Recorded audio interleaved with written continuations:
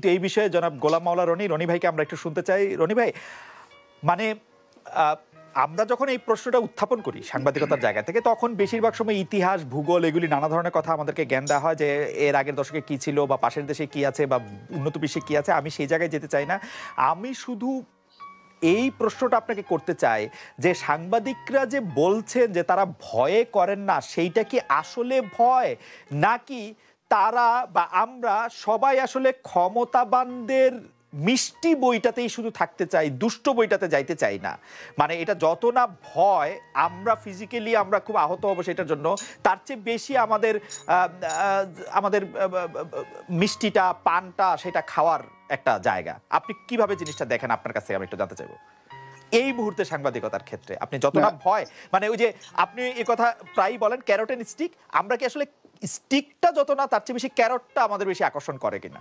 আপনার প্রশ্নের মধ্যেই মানে সব কথার উত্তরে আমরা পেয়ে গেছি। আমি যেটা বলতে চাই, আমি এই সমাজে এখন একজন সাধারণ নাগরিক হিসেবে, তারপরে একজন সাবেক আওয়ামী লীগের একজন সদস্য হিসেবে, যেটাকে মনে হয় যে আওয়ামী লীগ কম্পারেটিভলি সাংবাদিক বান্ধব একটি রাজনৈতিক দল, এবং আওয়ামী লীগের যে প্রধান থেকে শুরু করে অন্য সবাই যারা আছেন, মোরালের সবাই অন্য যে কোনো রাজনৈতিক দলের চাইতে সাংবাদিক বান্ধব, এতে কোনো সন্দেহ নাই। আমি এখন বিএনপি করি, তারপরও আমি এই কথাটা বলতে বাধ্য। এবং এই সংবাদপত্র জগতে খালিদ আপনারও বস, আমারও বস ছিলেন নাইমুল ইসলাম খান, অত্যন্ত জনপ্রিয়, পরিচিত এবং খুবই ইন্টেলেকচুয়াল একজন ডাইনামিক সম্পাদক।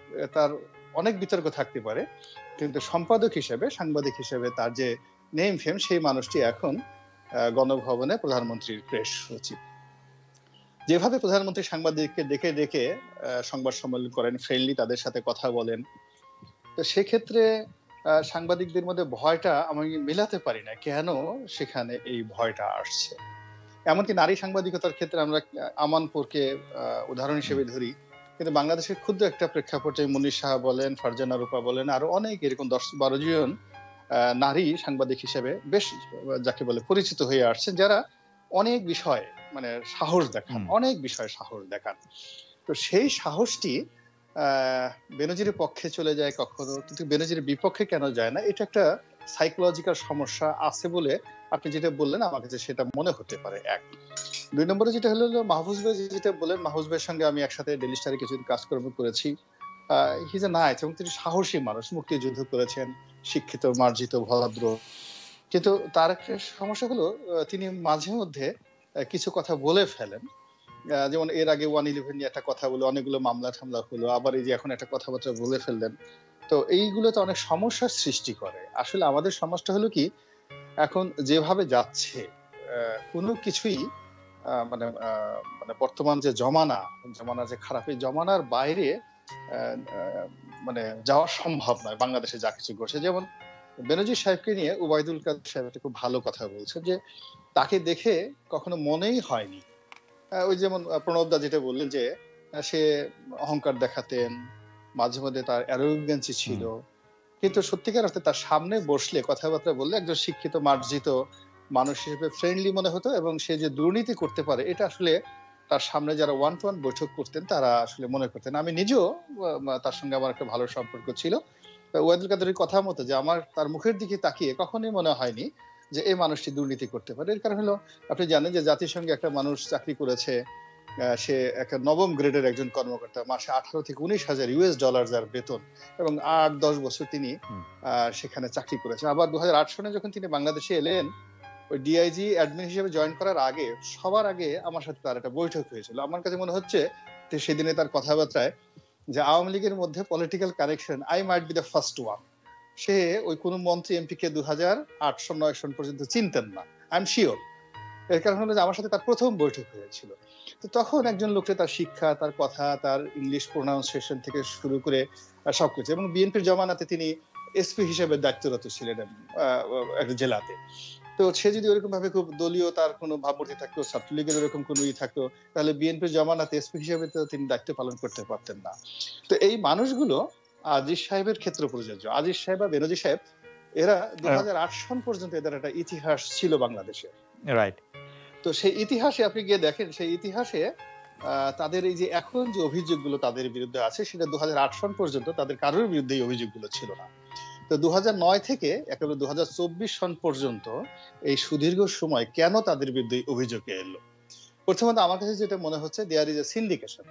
তারা একা কোনো কাজ করেননি, তাদের একটা রনি ভাই, সিন্ডিকেট রনি ভাই, ছিল। আমি এই পর্যায়ে শুধু জানতে চাইছি জি। যে মানে আজিজ সাহেব এবং বেনজির সাহেব যে নানা রকম দোষ করেছেন বা নানা রকম অন্যায় করেছেন, দুর্নীতি করেছেন, সেটা এখন অনেকটাই স্পষ্ট। দুদক বলেছেন তারা প্রাইম অফিসে কেস পেয়েছেন, আরেকজনের বিরুদ্ধে অভিযোগ করা হচ্ছে।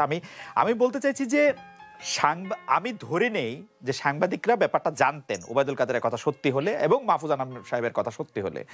সাংবাদিকরা ব্যাপারটা জেনেও যে করেন নাই, মাহফুজ আনাম সাহেব বলছেন ভয়, ওবায়দুল কাদের বলছেন সাহস ছিল কি ছিল না। আমি প্রশ্ন করতেছি সেইটা কি তারা ভয়ে করে নাই নাকি কোনো বেনিফিটের কারণে করে নাই? মানে এখানে আসলে ভয়, আমি আমি জি জি জি আমার রনি ভাই। বক্তব্য হলো সে ভয়ে করে নাই। এর কারণ হলো মানে মূলত বেনজির এবং আজিজ সাহেব দুজনে যেহেতু আমলা, তাদের দুজনেরই ঠিক পাবলিক কমিউনিকেশন, সাংবাদিকদের সাথে সম্পর্ক, তাদেরকে বেনিফিট দেওয়া, তাদেরকে শেয়ার করা, এই দুটো জিনিস আমি আসলে কখনোই দুজনের মধ্যে দেখিনি। হয়তো প্রণব দা একদিন গিয়েছেন একটা চ্যানেলের সম্পাদক হিসেবে, তার সাথে যতটুকু সময় দেওয়া দরকার, এরপরে আবার সে টেলিফোন করলে তার সাথে রেসপন্ড করা বা প্রণবদার বাসায় যাওয়া, প্রণবদাকে তার বাসায় দাওয়াত করা, এই যে যেটা সাধারণত রাজনীতিবিদরা করে থাকে, এই জিনিসটা বেনজির সাহেব বা আজিজ সাহেবের মধ্যে ছিল না কখনোই। তো রনি ভাই, বলতে তাইলে কি বাংলাদেশে, মানে সরি আপনাকে ইন্টারাপ্ট করার জন্য, তাহলে কি বাংলাদেশে একটা ওয়ারেন্ট অফ প্রেসিডেন্সে বড় ধরনের একটা গন্ডগোল লাগছে? কারণ আমরা দেখছি যে সাংবাদিকরা খুব সহজে, মানে অত বেশি চিন্তা না করে মন্ত্রীদের বিরুদ্ধে রিপোর্ট করতে পারে, তো দুইজন সরকারি কর্মচারীদের বিরুদ্ধে রিপোর্ট করতে পারে না? মানে তারা তো পোর্টফোলিওতে ওয়ারেন্ট অফ প্রেসিডেন্সে, তাদের জায়গা কি এরকম ভয়ের হয়ে গেছে যে তারা মন্ত্রী এমপিদের বিরুদ্ধে অহরহ, এমনকি এই সরকার আমলে আমি খুব বেশি দেখি নাই, কিন্তু আমাদের দর্শকরাও বলতেছেন, প্রণব দাও আমাকে সাক্ষী দিবেন, সাবেক প্রধানমন্ত্রীর ছেলে প্রধানমন্ত্রী, কার্টুন রিপোর্ট, যে সময় যেটা অনেক কিছু হয়েছে, এই সরকারেরও সর্বোচ্চ পর্যায়ে ইঙ্গিত করে অনেক রিপোর্ট হয়েছে। দুইটার কর্মচারীর বিরুদ্ধে রিপোর্ট হতে পারবে না? মানে এইটা ভয়ের জন্য হবে না? না না, সেটা ঠিকই আছে। আপনি জি রনি ভাই, প্রথমত আপনি টোটাল বিষয়টিকে অনেক উপরে নিয়ে গেছেন। এখন একজন আইজি, সেনাবাহিনী প্রধান, পুলিশ কমিশনার, র্যাবের ডিজি অনেক অনেক বড় পদ। এখানে যারা সম্পাদকীয় পদে, মন্ত্রীর চেয়ে বড়। আচ্ছা, মন্ত্রীর চেয়ে বড়। আমি এই জিনিসটাই জানতে চাইছিলাম, এইটা একটু আপনি যদি ব্যাখ্যা করেন যাবে কিভাবে তারা এবং ক্ষেত্র বিশেষে তারা নিজেকে অনেকে প্রধানমন্ত্রীর চেয়ে বড় মনে করেন। বড় নন, কিন্তু তারা নিজেদেরকে প্রধানমন্ত্রীর চেয়ে বড় মনে করেন। ইটস এ সাইকোলজিক্যাল ব্যাপার। এখন আপনি ঢাকায় এদের কথা বাদ দেন, প্রণবদা যে কথাটা বলছিলেন সেটা হলো তার যে সকল আঞ্চলিক রিপোর্টার রয়েছেন যারা এখন মামলা মোকদ্দমা ভোগ করছেন, এখন সেখানে গিয়ে দেখেন একজন ওসি, সার্কেল এসপি বা একজন এসপি বা একজন ডিসি, বিশ্বাস করেন তাদের যে ক্ষমতা এই বাংলাদেশে এই মুহূর্তে মোগল সম্রাট আকবরের চেয়ে বেশি। এখন একটা জেলাতে একজন এসপির যে ক্ষমতা বা একটা উপজেলাতে একজন ওসি বা টিওনোর যে ক্ষমতা, সেটা সম্রাট আকবরের মতো ক্ষমতা তাদের এলাকায়। সেই তুলনায় আসলে বেনজির সাহেব বা এখন যারা আইজি সাহেব আছেন, কমিশনার আছেন, তারা অনেক কম ক্ষমতা ভোগ করেন। 2 নম্বর হলো ঢাকা শহরে যারা মাহফুজ আনাম থাকেন, আমরা থাকি বা প্রণবদা থাকেন, আমরা তুলনামূলকভাবে নিরাপদ, অনেকটা নিরাপদ, কিন্তু এখানে অনেকগুলো ওয়ে আউট আছে। কিন্তু যদি আপনি কোন একটা উপজেলা শহরে বা জেলা শহরে এইরকম কোন মোগল সম্রাটদের মানে হেনস্থার শিকার হন, কোন মোগল সম্রাট যদি আপনাকে টার্গেট করে বসে, আপনি ওখান থেকে বিশ্বাস করেন আপনি আল্লাহর কাছে বলবেন যে আল্লাহ তুমি নিজে আমাদেরকে এখানে এসে উদ্ধার করে, একমাত্র মহান আল্লাহ রাব্বুল আলামিন ছাড়া সেই সম্রাটের জায়গা থেকে আপনাকে কেউ উদ্ধার করে। রনি ভাই, আপনিও আমাদেরই লোক ছিলেন, রনি ভাই আপনিও আমাদের লোক ছিলেন, অর্থাৎ সাংবাদিক ছিলেন।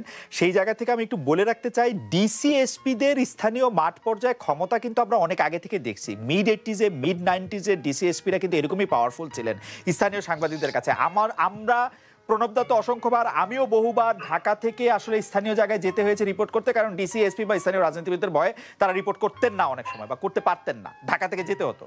কিন্তু স্থানীয়ভাবে একজন পুলিশের প্রধান, একজন পুলিশ কমিশনার, একজন র্যাব প্রধান কখন এরকম এত শক্তিশালী হয়ে উঠলো, ওই জায়গাটা কি আপনি একটু লোকেট করতে পারেন যে এবারে এক্স্যাক্টলি কার আমল থেকে আইজি সাহেবরা মন্ত্রী সাহেবের চেয়ে বেশি ক্ষমতাবান হয়ে উঠলেন? এর কারণ হলো যে 2013-14 সন হ্যাঁ, ২০১৩-১৪ সন পর্যন্ত তখনও মন্ত্রী, পলিটিক্যাল যে পাওয়ার, যেমন ধরেন মহিউদ্দিন খান আলমগীর সাহেব যতদিন স্বরাষ্ট্র মন্ত্রী ছিলেন, হুম। বেনজির সাহেবদের মতো মানুষ স্বরাষ্ট্র মন্ত্রণালয়ে পেট ঝুলিয়ে ওই বারান্দায় ঘোরাফেরা করবেন, এত বড় দুঃসাহস তার ছিল না। আমি এটা লিখে দিতে পারি। এমনকি সাহারা খাতুন ছিলেন খুবই ভদ্র, নম্র। কিন্তু আমি তার বাসায় যখনই সন্দর্ভ, অনেক রাতে আমরা গিয়েছি, সেখানে সাংবাদিক, পলিটিক্যাল যারা পার্সোনালিটি আছে, মন্ত্রী, এমপি, তারা যেতেন এবং আমরা আলোচনা করতাম। সেখানে সেই রুমের মধ্যে কোনো আইজি সাহেব ঢুকবেন বা কোনো পুলিশ কমিশনার ঢুকবেন, আমি সাহারা খাতুনের জমানাতে এই ঘটনাটা কখনো দেখিনি ২০১৪ সন পর্যন্ত। বরং আমরা সাহারা খাতুন যদি কোনো আইজি সাহেবকে টেলিফোন করতেন, আইজি সাহেব ফোনটা করেই আবার সে মন্ত্রণালয়ে আসার চেষ্টা করতেন। তো এতটুক সেখানে মানে নূর মোহাম্মদ সাহেবের মতো আইজি সাহেব ছিলেন, ভেরি স্মার্ট।